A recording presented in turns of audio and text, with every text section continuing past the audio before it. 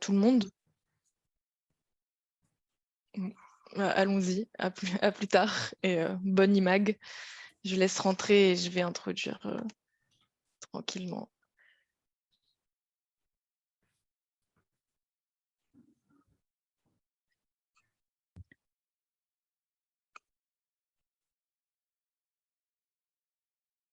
Bonjour tout le monde.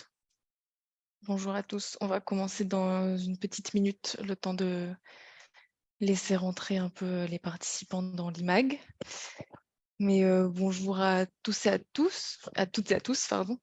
Et bienvenue dans ce dernier numéro de l'eMag de l'Action Climat en Afrique de l'année 2023. Hello everyone and welcome. This is our last eMag for this year in partnership with Afrik 21. This is live translated. For the first hour, you can choose the language of your choice and click on the globe icon. We have many French speakers today. I remind you that this event is being live translated in French and English. You can choose your language by clicking on the globe icon at the bottom of your screen. Donc, vous pouvez vous renommer avec votre nom et votre organisation, nous dire d'où vous venez dans la discussion. N'hésitez pas également à écrire vos questions et vos remarques. Your name, where you're coming from in the chat. Let us know where you're coming from, and then we can continue discussions afterwards by email if necessary. You can leave us your email address as well. So I'm Chloé, Quinonero, working at the event and coalition at Climate Change. I'm going to be the moderator for this session. If you don't know climate change and you'd like to know more about it, we are going to share now the link to our website in the discussion. And today we'll be talking about sustainable habitation based on traditional building and local materials that are resistant to climate change. We will be looking at the various aspects to give the opportunity to all our partners and our speakers to talk about sustainable living, housing.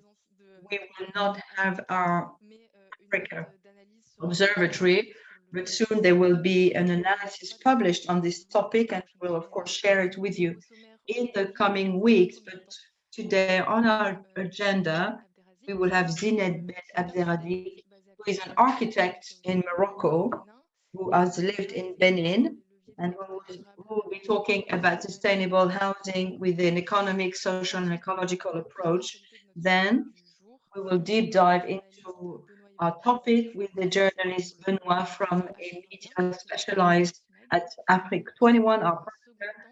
And then in the second part, Stéphanie Junot is the ambassador for the Environmental Pact and also for climate action. She will moderate the panel discussion. So thank you for being here with us, Stephanie. And in the second part, we will focus on the best practices in this sector, and we'll be talking with Doudou Deme, who is the founder of Elementerre in Senegal, and Anne Cècile, who is in charge of the Voûte Nubienne. And we will end this eMag, and we'll focus on our next Africa summit that will be taking place in Cameroon in October, next October in Yaoundé. The organizers will be there with us, Ossama from the Ministry of Habitat and Urban Ministry in Cameroon, and then we will also give the floor to some specialists of the housing issue, and they will present their sessions. So together, this will be a preparation for the COP28 and the agenda of 2024. The last 15 minutes of our eMag will be dedicated to a Q&A and to our conclusion. We have a busy schedule today. So I will start immediately with our first speaker, Zineb, in which way the traditional construction method could contribute to sustainable housing. What are the limitations? And maybe we could start also with maybe some context of definition on this particular topic. Thank you.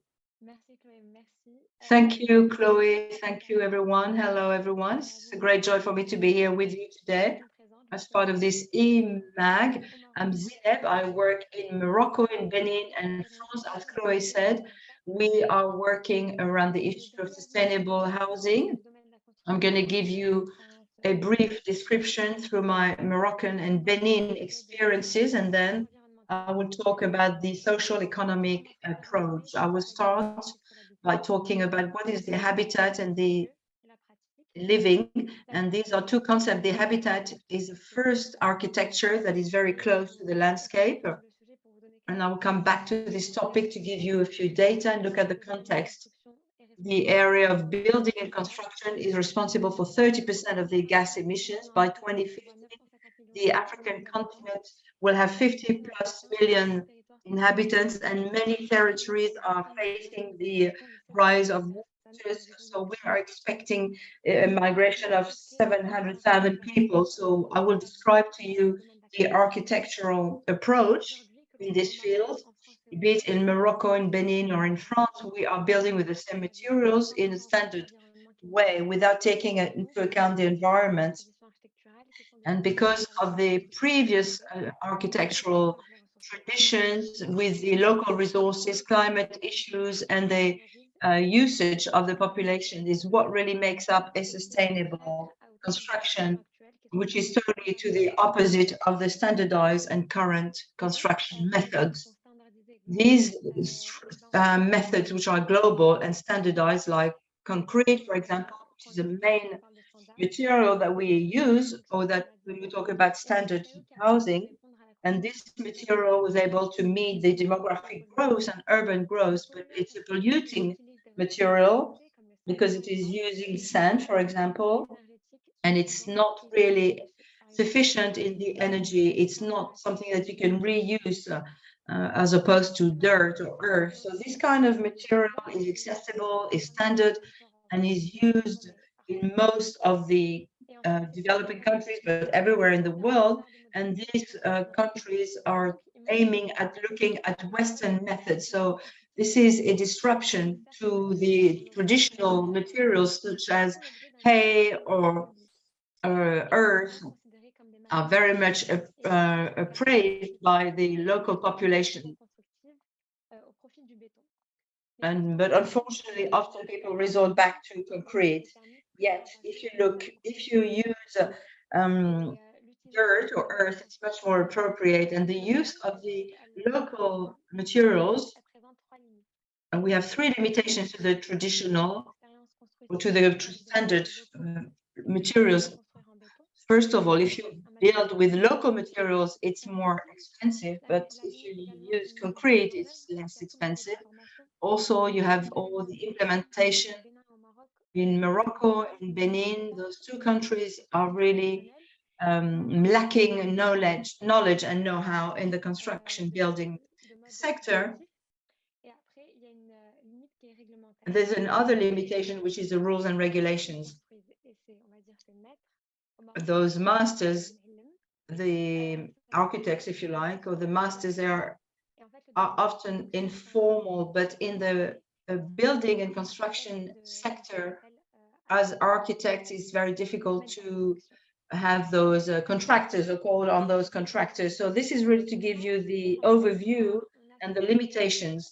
Now we have this context, and we are thinking of the levers as architects to see what could be done in order to develop further the sustainable housing. We have three approaches: social, economic, and environmental. So as architects, we have tools like the choice of the material, the vegetation, etc. Just to go back to what I was saying earlier, you cannot build in Cotonou the same way that you would in Nairobi or Marrakesh. These three cities have different climates and different local resources. Just to give you an example, in Benin, for example, you don't insulate the houses. You have to protect from the heat, from the walls, to keep a cool place. So this is a kind of tool that you use, but in Marrakesh, you have to insulate. It's The climate is different and very varied. In the winter, you have to be able to heat the houses. In the summer, we need to have smaller windows to keep the cool inside. So those mechanisms are known of the architects, but the limitation is actually that it's difficult to implement this because contractors, be they public or private, want to look alike or to reach the Western standards. Therefore, it's difficult to implement the local materials and to respond to the climate constraints. The volumes are more from the West and are more standard, and it's difficult to implement new tools. Having said this, the limitation of this approach is a societal aspect. Sustainable housing is a more global challenge. It requires an economic, environmental, and social approach. So we're looking at all the habits and practices around housing. As architects, we are defining the usage. So we need to include those usage. If we use and study what is local, we are able to develop things which are more appropriate and having comfortable spaces which will contribute to sustainability in the long run. So these are the local communities who are in a better position to know their needs and to know their territories. It's up to the researchers to be able to use this knowledge and to give it to the architects to develop appropriate housing. You could talk of an economic approach. You have to be economic. Excuse me a minute. So we have to combine ecology and economy. And I will give you one example, which is maybe a bit different. For example, Back Market, which is a French company that sells secondhand devices at very good prices, very successful. So if we apply this model to construction, we could have a similar result. We could be using natural materials, which would be less costly, more attractive, and yet democratic. The whole purpose of circular economy, if you don't have the right materials, you would have a local construction, you would have a local economy.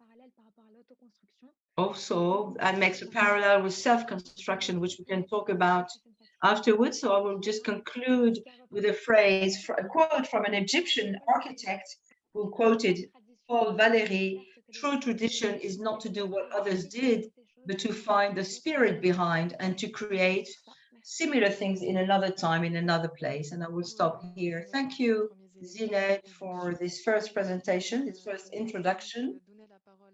Now we will give the floor to our partner from Afrik 21, Afrik 21, Benoit-Ivan.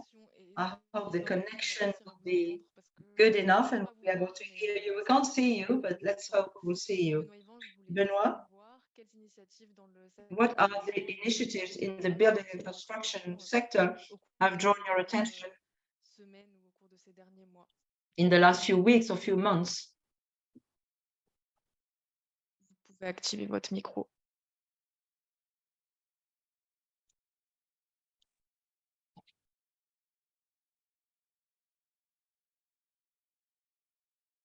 Ok, on vous entend pas. Je ne sais pas si vous êtes là. We can't hear you, Benoit. I don't know if you're there.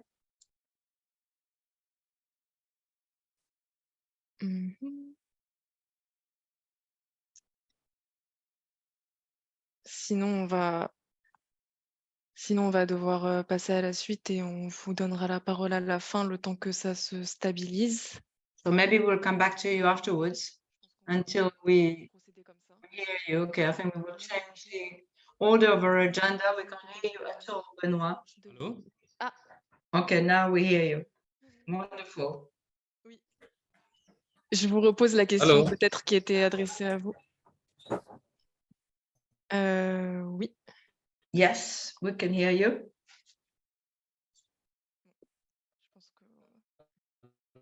Je pense que là, on vous entend très entrecoupé. Yeah, you chopped. I think we have a connection issue here, so.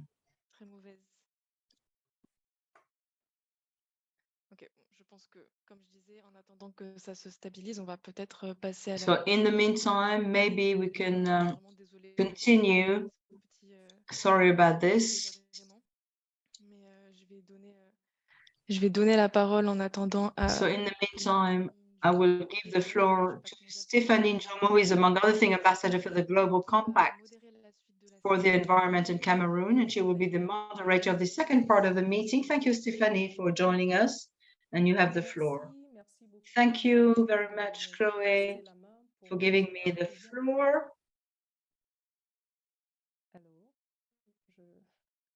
Je pense qu'il y a une personne dont le micro était activé.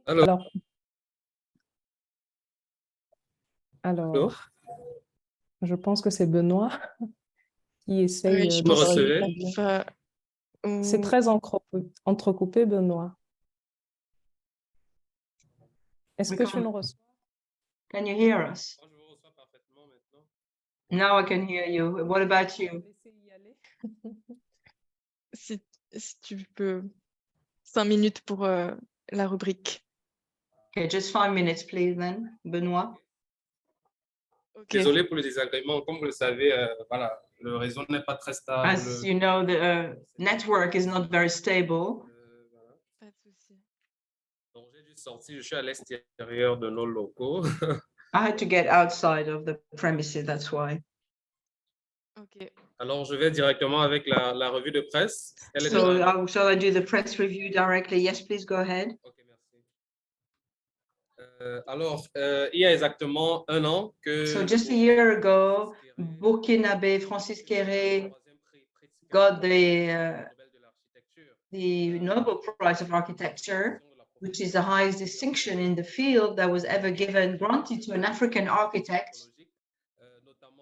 So thanks to the use of local materials in order to meet the climate challenges, and his works have impacted the life of communities. This was a design of quality and an ecological architecture that has been well thought of. Over the last few weeks and few months, there's been different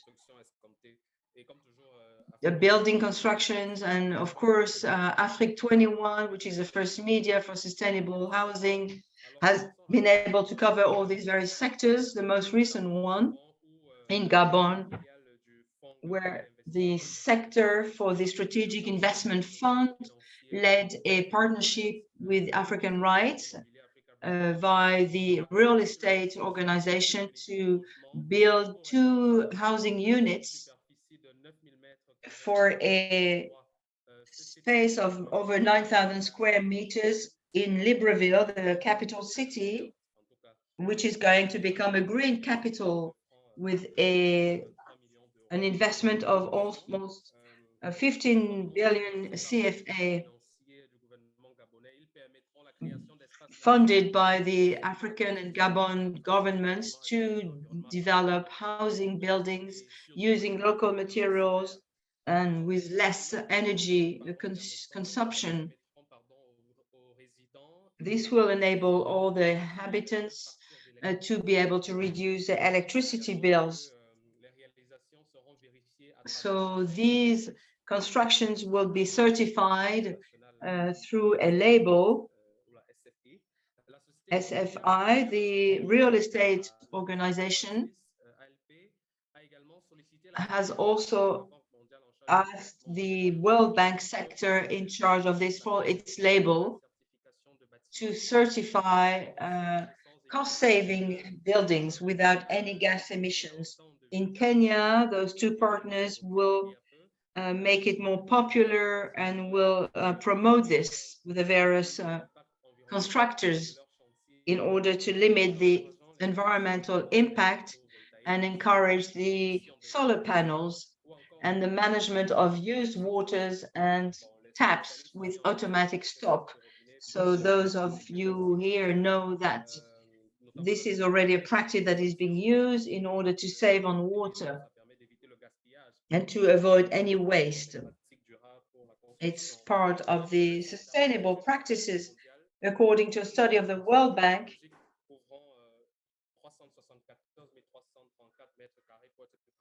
there will be more constructions, or these constructions will save about $5 million on power bills in this East African country because of an electricity consumption that would be inferior to conventional buildings. As Afrik 21, we also looked at housing and construction in South Africa. On November 15, 16, 17 in the Cape, there will be the annual convention for green constructions. The purpose here is to encourage Southern African promoters and constructors to take into account all the environmental issues, and also to look at issues of humidity, collecting used waters, using recycled materials, etc. Despite all these events, many buildings in Africa are still built with concrete. It's quite crucial because this is generating 37% of the gas emissions, according to the UN program for the environment. So several industrialists are looking at the low carbon concrete. This is the case of the Southern African Lafarge that is launching a new concrete that is, and they don't want to stop there. We have heard of the signature of a financial agreement with the French bank Société Générale in order to contribute to the carbon neutrality of their construction materials. According to specialists, the industry of concrete is responsible for the great majority of the gas emissions throughout the planet, mainly in Africa, where local materials are encouraged in the use, such as vegetable plants and hay and dirt. Before I conclude, I also want to underline the fact that AI is playing a great role in the construction, building, and the research in the new energy, the renewable energy, solar energy is very important. So the Western African startups will be encouraged to develop new technologies. There will be a summit in Dakar in Senegal, and the people will be trained to the use of digital solutions for energy efficiency.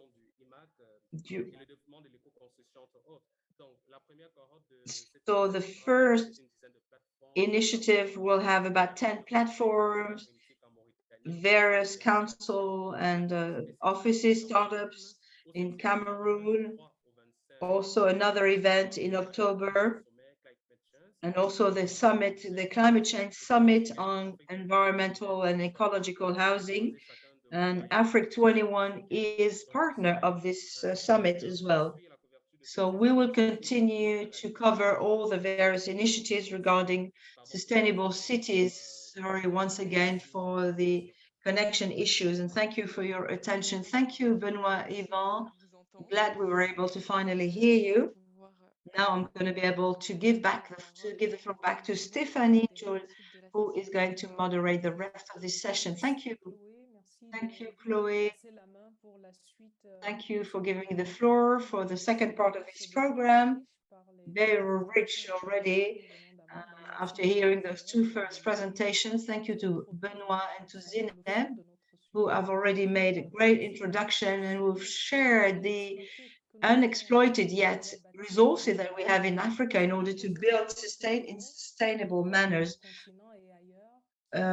We have a few stakeholders who are offering ideas, actions, initiatives in order to not only develop further the well-being for the communities, but also combine the requests and demands when it comes to housing constraints. Yes, the earth is there, the hay is there, the stones are there, and many more materials. But this afternoon, we're going to focus on earth.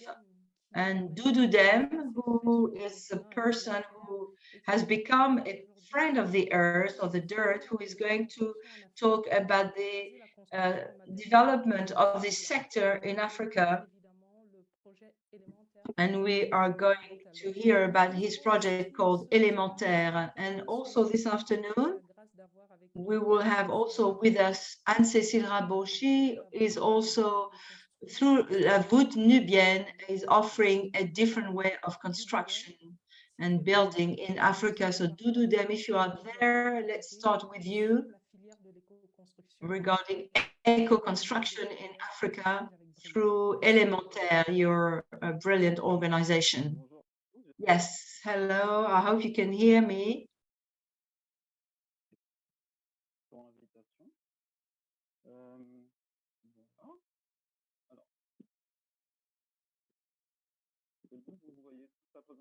Can you see my presentation on the screen? On voit très bien. Mais on vous entend pas très bien par contre. Donc il y a un petit souci avec le micro peut-être. Enfin, on entend mais pas très bien.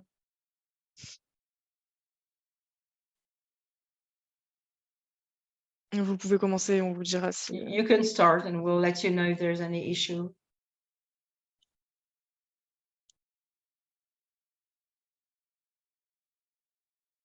Hello.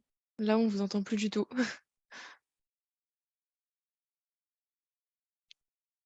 Allô, Doudou, est-ce que tu nous entends par contre? Can you hear us? I think we have lost you. We could hear you before. Now we can't hear you at all.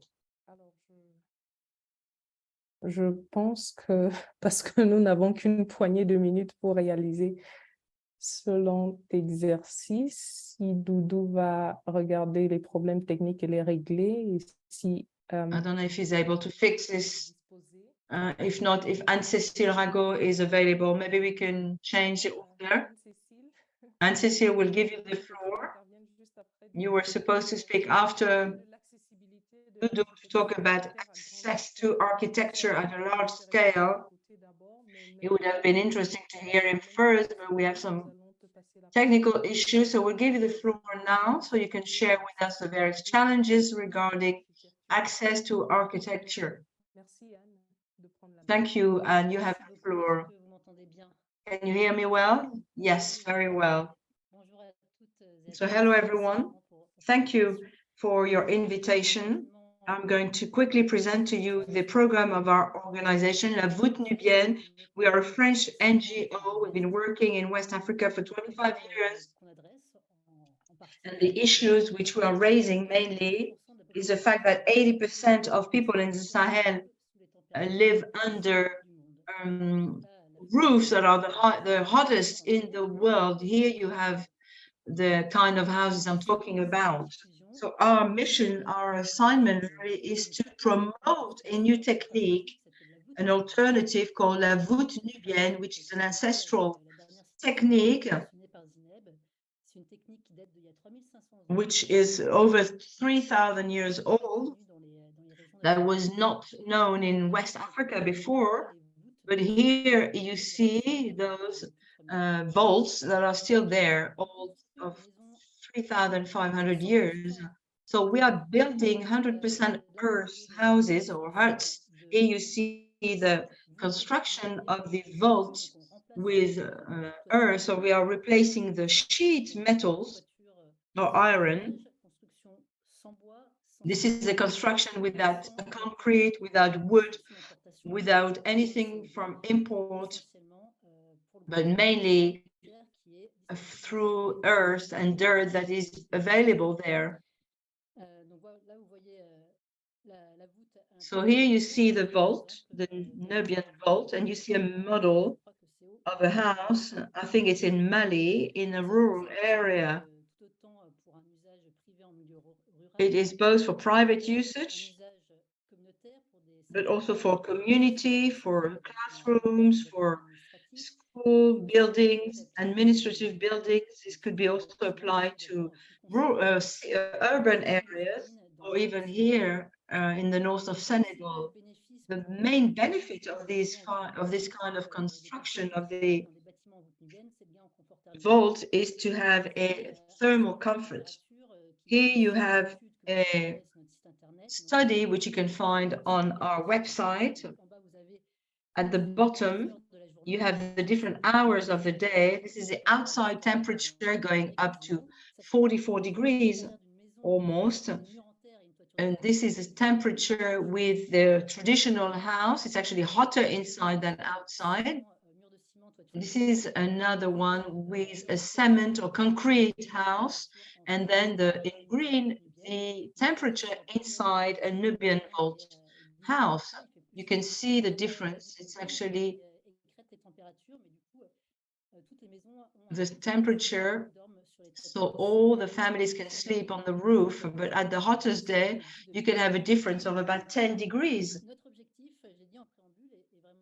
Our goal, therefore, and that's really what is most important to me, is to do this at a larger scale. We have developed a standard, a new technique, which is ancestral and simplified. Here you have a few pictures of our manual, which you can find in open source on our website. So we want to develop further this technique that is most appropriate for this kind of environment. This kind of technique actually requires very little material. You don't need any particular tools, any particular machines, only the mold. And we're just working with raw earth, so all the families know how to make these bricks.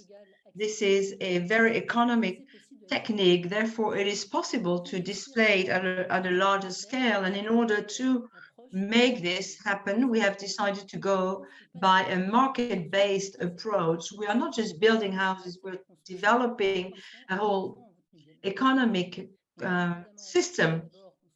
Of course, we support the offer, we support the emergence of a sector, we will train masons and apprentices, technicians, architects, etc. These are dual trainings, both on site, but also in classes. These trainings are inclusive, no minimal knowledge is required. Most of the masons, a lot of them actually don't know how to read or write. So all the trainings are actually developed for all people. They are carried out in the villages where the masons live, so the bricklayers live.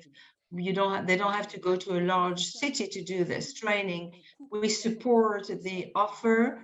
We also develop further job opportunities. We give days of work to the masons. For example, we are focusing mainly on the rural Sahelian families who are among the poorest, who live under these roofs in metals.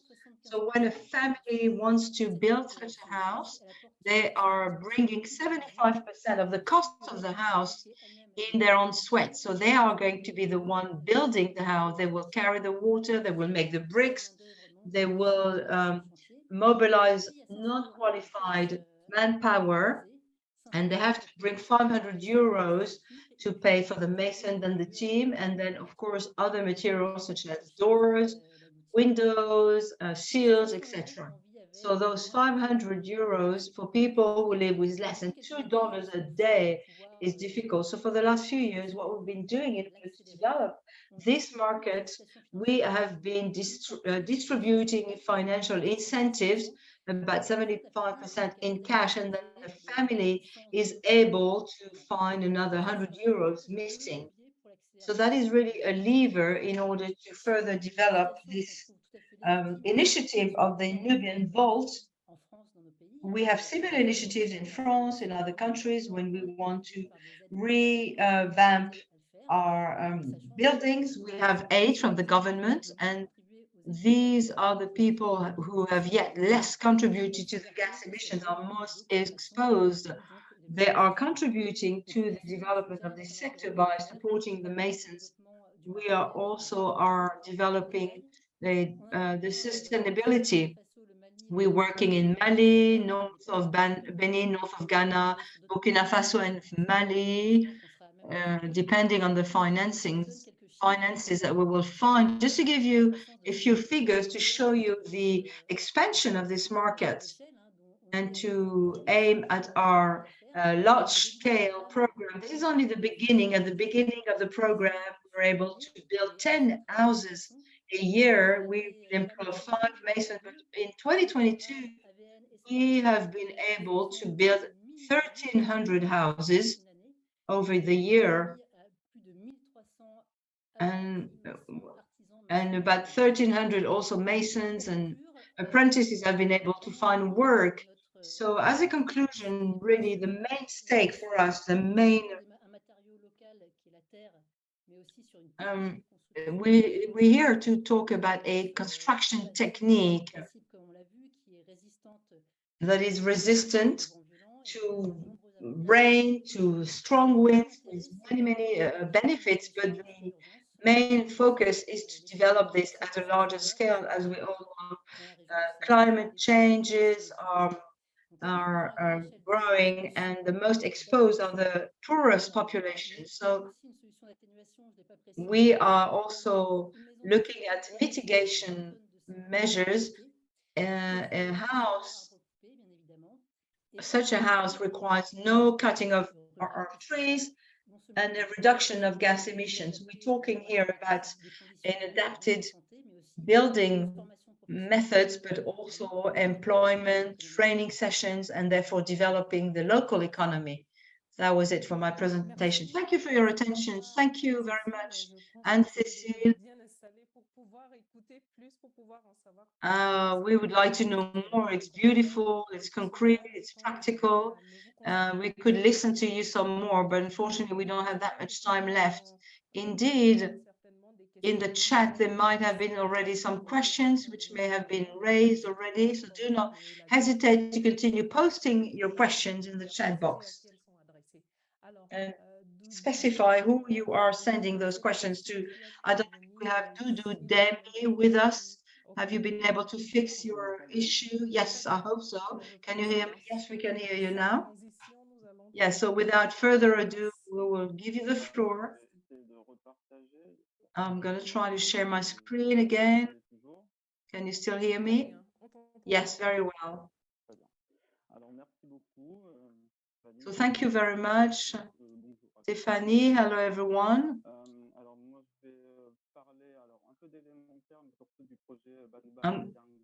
I'm going to talk about the Ban Ban and Jang Ban project.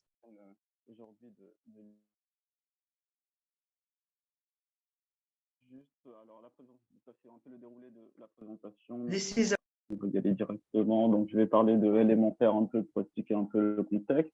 De Ban Ban, qui est un projet sur lequel on travaille maintenant depuis quelques années, qui découle du coup ensuite, qui donne naissance à Jang Ban.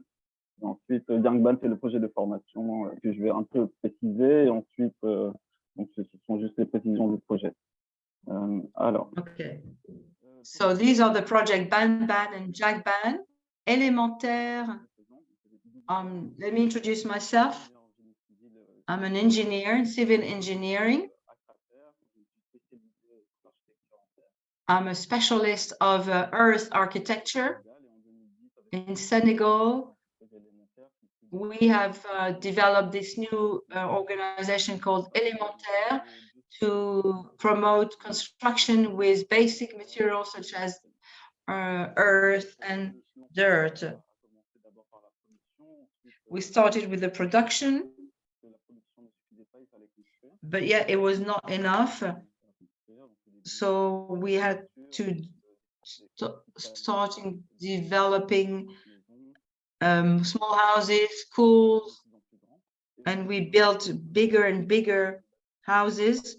Now we've come back to mainly private homes.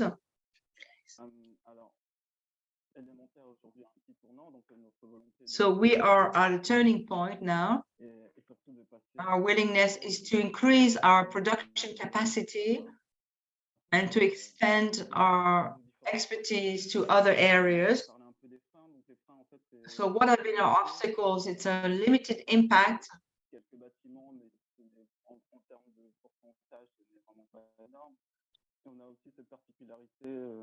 Que nos bâtiments sont des bâtiments donc souvent qui vont coûter un peu plus cher, effectivement. So those buildings might cost a bit more.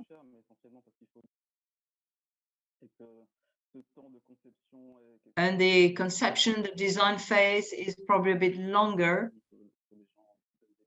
for the Ban project.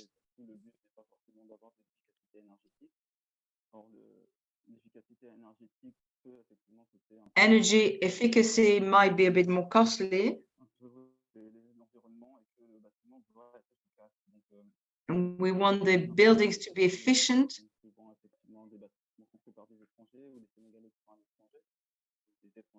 This is mainly for foreigners or Senegalese people living abroad who are building these housing. But this is not representative of the wider population. So that's part of the limitation that we have observed. This is probably too expensive for the basic people. And this material is often considered by the poor people as something not good. But in urban areas, now we're seeing that this is more of a material for the elite. So that's a main gap. The same material has a different approach. We are not less expensive than concrete buildings.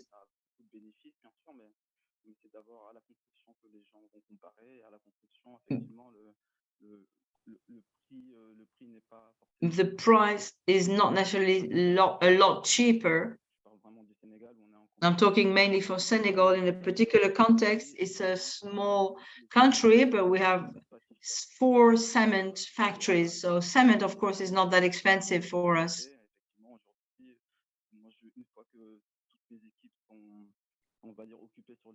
Once my teams are busy on the field, we can't take on more projects because we are lacking qualified workers, and it requires a bit more qualification to work with these materials. So now, for the last few years, we've worked with a Ban project where we want to have more volumes, more quantity in order to develop the sector and to show the economic feasibility of the project. So we are developing buildings that are more affordable, more efficient as well, and accessible to a greater number of people. We want to change a mindset also regarding materials and buildings. We want to work on all the various aspects, not just the building, but like sanitation, mobility, and other things which are as important as the buildings in order to have more comfortable and sustainable environments. And the last aspect, of course, and not the least, is the training aspect. We need to be able to train the people who will be able to help us work on this project. You have 3 minutes left. Just a quick reminder. Yeah, that's okay. I'm almost done. There's another project called Janban, which is under study. We have a support of the ADEME to help us in this project. We started with the training, and we hope next year to be able to start the constructions or in the coming year.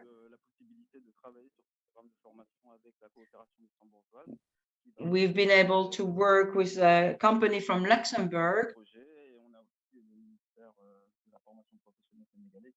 and we've done the professional training. So this training center or this training session will be taking place for about 18 months with 5 modules. One of our first targets is the trainers of the professional training. We will train apprentices, students in the various sectors.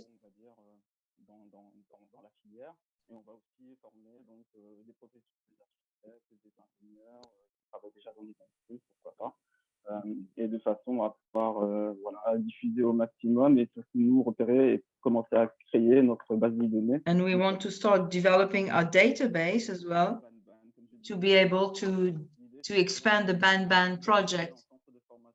We want to have a training center to work with all those people that have been trained.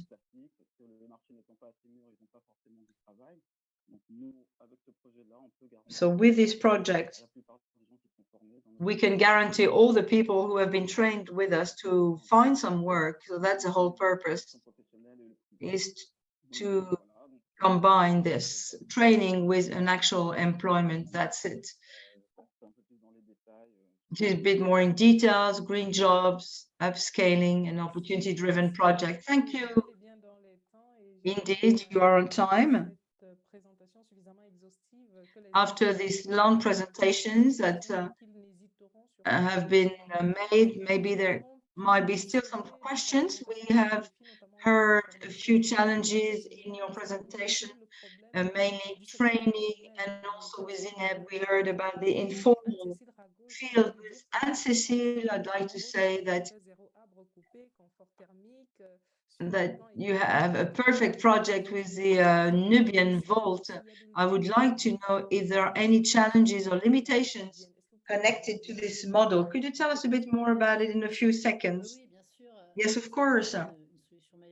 It's not magic solution either. It might not be adaptable to all geographies.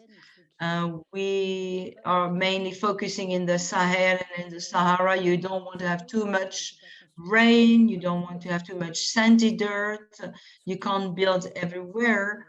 We are building mainly in the Guinea Gulf, north of Benin, north of Togo, north of Ghana or Ivory Coast. But if we are going further down, there is more rain and it would not be appropriate.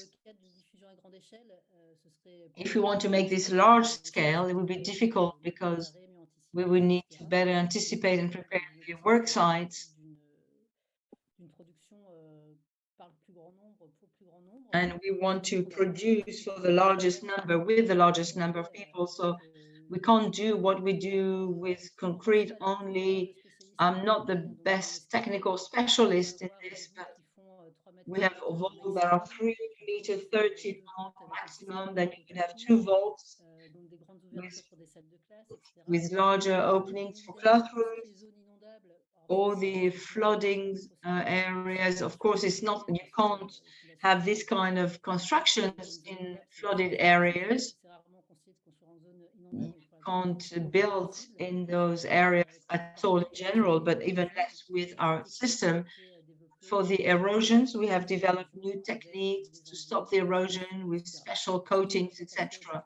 I could send you the documentation that talks about these various technical details. It's also a matter of rain and climate.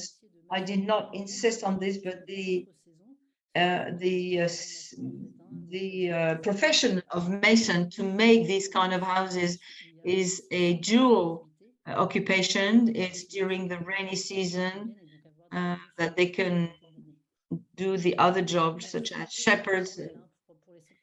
All of this is informal for the main part. We are still in the informal sector. It's one of the big challenges for us is to become more formal, to raise awareness with technicians, and I can answer questions afterwards. Thank you, Anne Cècile. Thank you to Zineb and Benoit. Indeed, this is a fascinating topic, much information. As was mentioned, we don't have a lot of time, unfortunately, to cover everything, but still, I believe we have the possibility of answering questions from the chat. Without further ado, if Chloé allows me, I would give her the floor to continue for the rest of the session. Yes, thank you. Thank you, Stéphanie. Thank you, everyone, for your presentations. Before we move to the Q&A session, take a time just to give the floor to our partners for the Climate Change Summit 23, François from the Ministry of Habitat and Housing from Cameroon, who can tell us a bit more about this event. And the main topic will be living in Africa in a more sustainable manner. You have the floor, François. Thank you for giving me the floor. Thank you for inviting us to this eMag, which gives a beautiful overview of what we are expecting from the summit that will take place in Yaoundé in October. It's not going to be yet another summit, but it's going to be something practical to share experiences, to share best practices, just as what we've just heard. I want to congratulate the people from the Voûte Nubienne project. I hope to be able to meet with them.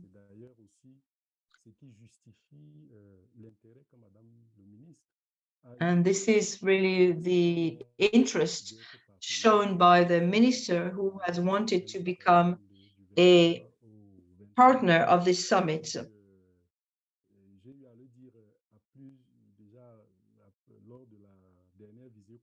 During the last Zoom call, I was able to say that at the Ministry of the Habitat, if this summit has caught our attention, it is because we want to really adapt our strategies, our urban plannings and priorities with regards to climate change, both for at government level and local level as well, including civil society,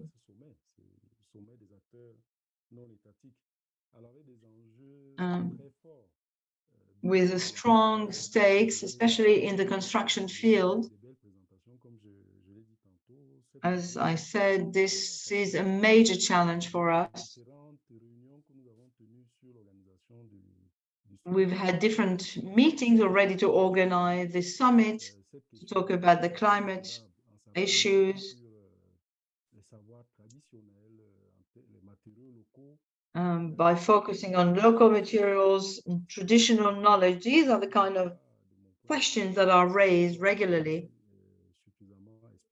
and yet not sufficiently explored. So we hope that this summit will help us to deep dive further. Of course, other challenges such as urban planning, circular economy, these are all important topics for us as well, which we will address during the summit. In terms of preparation, the announcement has been made already at Yaoundé at the beginning of June.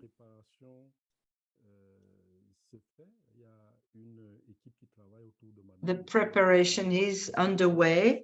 We have a team working.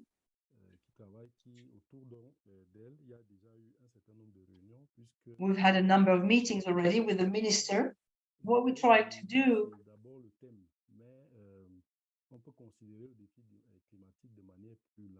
is, of course, the topic which is of interest to us, but also more globally, the issue of environmental and ecological housing. We want to work in conjunction with the Ministry of Forests. We will have a meeting with them next week. We also have other actors involved in all the climate change issues. So this work of preparation is underway. And what we have to add at this stage is that we simply want to broadly invite people. We are completely in agreement with the idea of giving more room, more space for non-state actors who will help us in this reflection in preparation to COP28 and to the summit for cities. So my last word would be that the communication would be made quickly. We all have our own networks. I encourage everyone to make the announcement and to make sure that there will be massive participation. People will be able to come with their knowledge, know-how, that will be able to help us to make the connection between climate challenges and housing. This is it for me. Thank you very much. Thank you for being here with us today during this event. I think you got a foretaste of the summit that will take place in Yaoundé next October. I saw many partners also who will be there at the summit. A lot of them are here today. I don't know if Carla from the yes. Yes, thank you, Chloé, for this eMag. That was very interesting. I'm Carla, I'm project manager at the National Federation of Urban Agencies. One of our missions is to coordinate the partner for electric cities and territories. We are a platform working with various NGOs, public and private operators, in line with the new global agenda, and also to take part in the global forum organized every 2 years. The next global urban forum will take place next year in Cairo in November 24, and we are mobilized to organize focus groups in 23, 24, and those focus groups will have a goal that is to capitalize on what has been done last year, to integrate new levers and new commitments, and also to put in perspective the various adaptation levers. And we are working with a pool of experts and partners.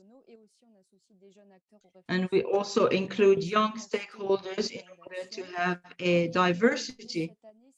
The idea is to have a positive trajectory if we respect our commitments according to geographical zones. And we also have various focus groups on habitats, health, solidarity, etc. And we also have a shared point of view between France and Madagascar, and we have chosen France and Benin also. These recommendations will be mentioned during the Climate Change Summit in Yaoundé. We are co-leading one of the workshops to talk about urban planning tools. So we'll be able to highlight what has been said regarding capacity building and upscaling, to develop sustainable housing, to have urban planning also, to see how we can best articulate formal and informal, and also talking about access to housing for all. So this workshop will take place during the summit, and it will be a first way to look at what could be done after that. Thank you, Carla. Thank you to all of our speakers who took the floor, and thank you all for your participation in the discussions. Carla, I think we have a question from Charlène.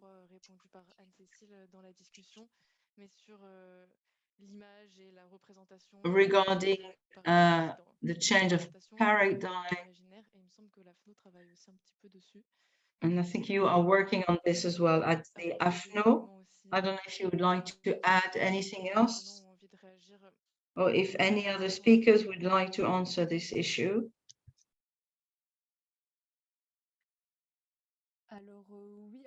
Yes, we are working on this.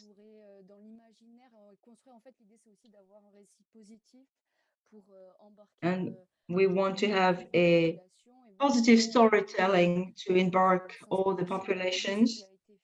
Comme cadre un peu logique des limites planétaires pour un peu prendre en compte and to look at the limitations, to also take into account the various limitations, and to incorporate in our positive storytelling the Donuts theory. But if you'd like to have more information, please send us an email and I will let the other speakers answer this. Yes, you need to be aware of the fact that this new market is only just emerging in rural areas. It would take at least 2, 3, 4 years to further develop. Earth construction is not necessarily what has the best reputation for the wrong reasons, actually. People will prefer to resort to concrete or other materials considered as modern. We are building exemplary buildings for agricultural usage. It shows that after several years, these buildings are still standing. They have been able to resist the rain. When you get into these houses, you will see more coolness. But still, there is a strong inertia at the beginning. We've only just started this program. Now for the diaspora or the middle classes who are more aware of the new trend, there is a stronger demand, yet our main target remains local population, the most vulnerable and rural populations. Merci Anne-Cécile. Peut-être que Doudou, tu veux réagir aussi? Ouais. Parce que je pense que Ça coupe beaucoup. Je sais pas si juste le micro, ouais, le mieux, micro n'était pas bien placé. Oui.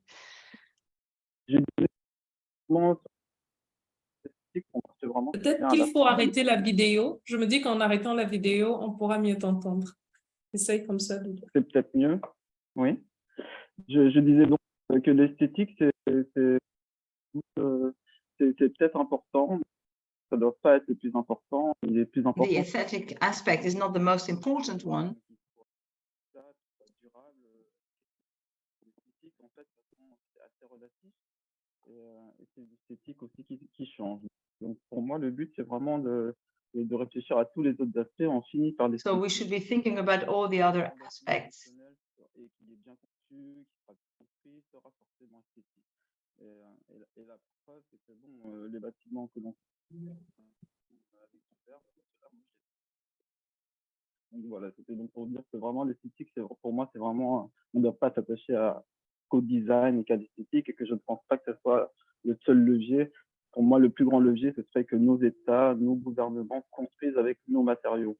Donc nos États, nos gouvernements continuent à construire des bâtiments avec du béton, du métal, de façon à montrer que voilà, tant qu'on continuera à construire comme ça, nos bâtiments administratifs, nos postes de portrait, nos salles de classe, oui, la population, de toute façon, voudra, aspirera.